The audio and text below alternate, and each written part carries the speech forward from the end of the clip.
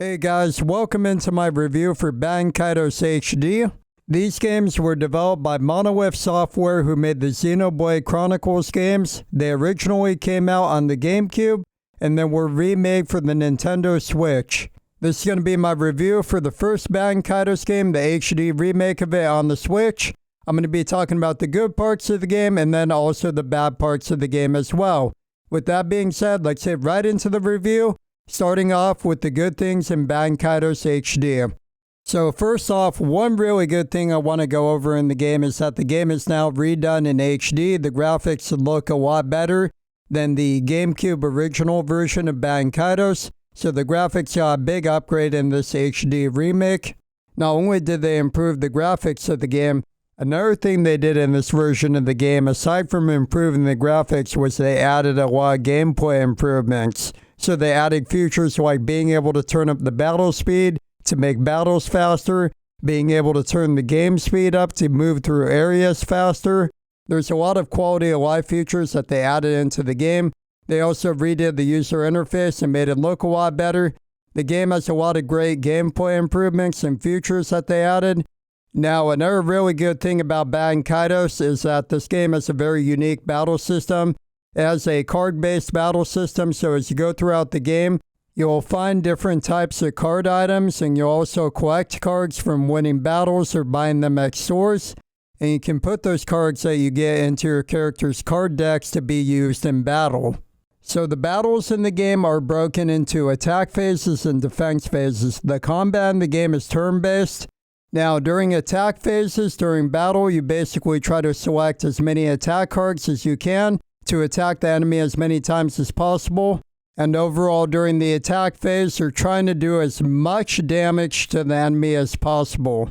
Then during a defense phase, you basically try to select as many armor defense cards as you can to lower damage that you take from enemy attacks.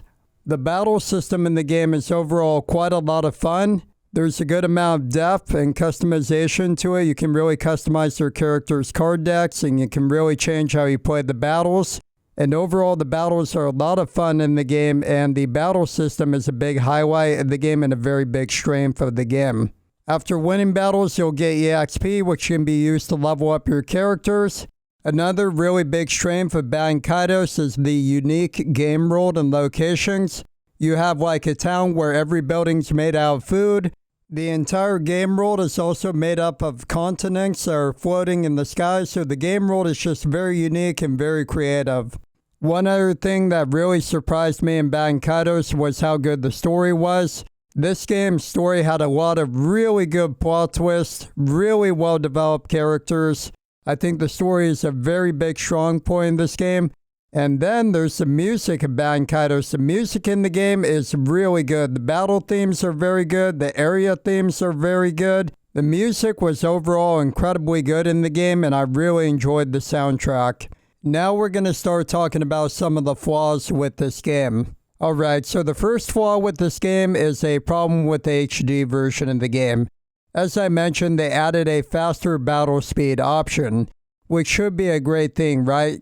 Unfortunately, there's one really big flaw with how they put this in the game.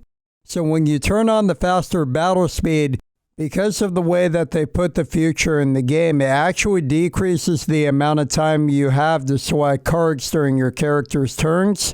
Because of this, it actually makes battles in the game more difficult. The second flaw with Baten Kaitos is the way the leveling works in the game.